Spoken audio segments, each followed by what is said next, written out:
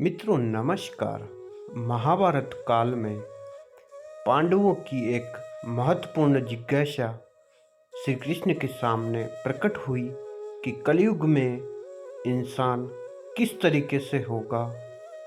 क्या वह सुखमय जीवन यापन करेगा या भोग विलास वाला जीवन जिएगा। इस बारे में पांडवों ने श्री कृष्ण से चर्चा की। तब श्री कृष्ण ने कहा कि हे पांडवों, मैं तुम्हें एक दिन के लिए जंगल भेज रहा हूँ। तुम वहाँ जाकर जो कुछ भी देखो वह सब कुछ मुझे आकर के बताना। फिर मैं तुम्हें समझाऊंगा कि कलयुग में कैसे जीवन यापन होगा।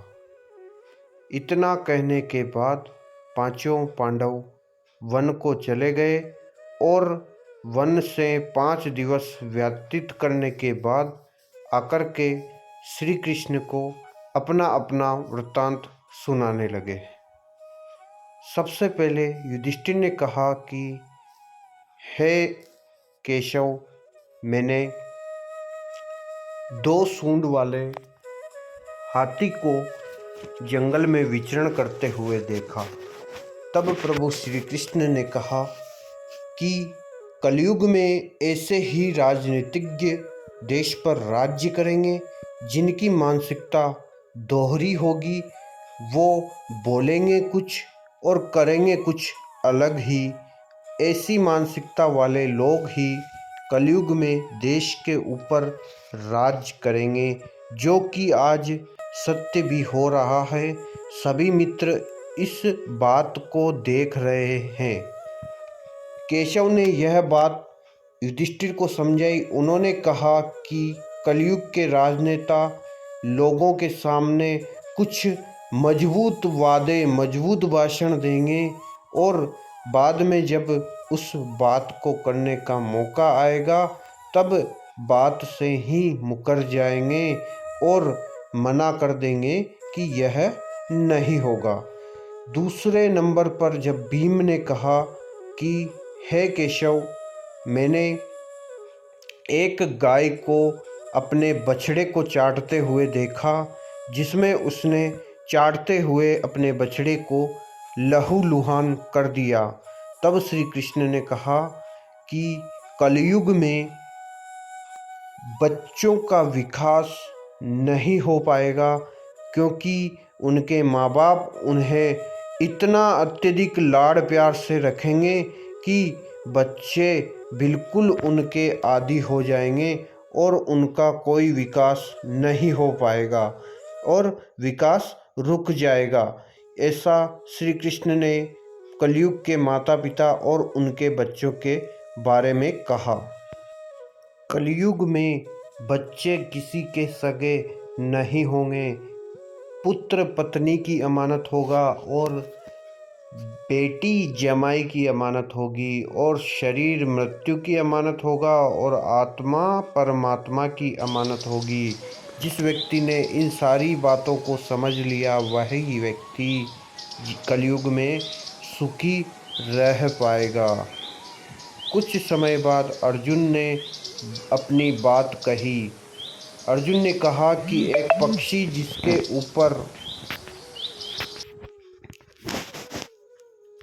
भगवान के कुछ नाम लिखे हुए थे, वह व्यक्ति भी मांसाहार कर रहा था, अर्थात वह किसी अन्य पक्षी को खा रहा था।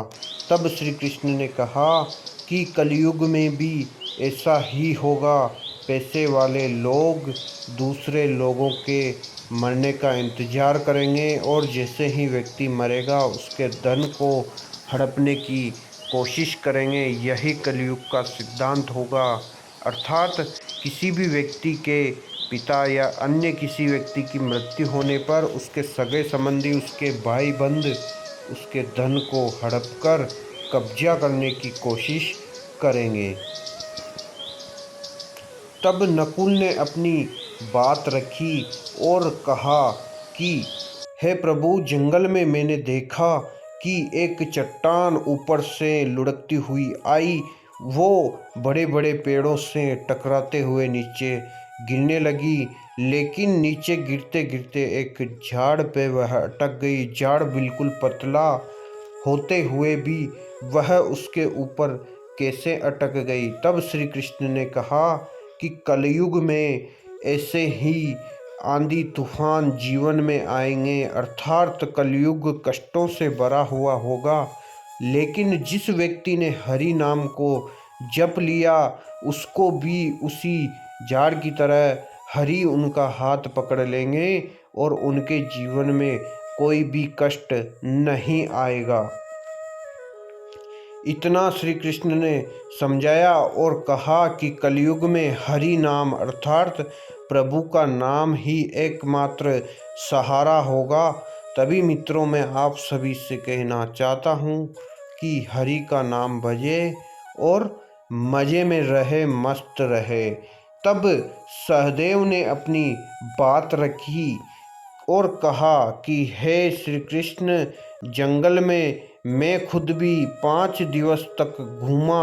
मैंने भी बहुत सी अन्य अनेकों चीज़ें देखी, लेकिन मुझे भी वहाँ का वृत्तांत कुछ समझ में नहीं आया। मैंने देखा कि एक कुआं बहुत गहरा है, लेकिन उसके अंदर पानी बहुत कम था। आखिर ऐसा क्या कारण हो सकता है, जबकि उसके आसपास के सभी कुएं एक नॉर्मल लेवल पर थे।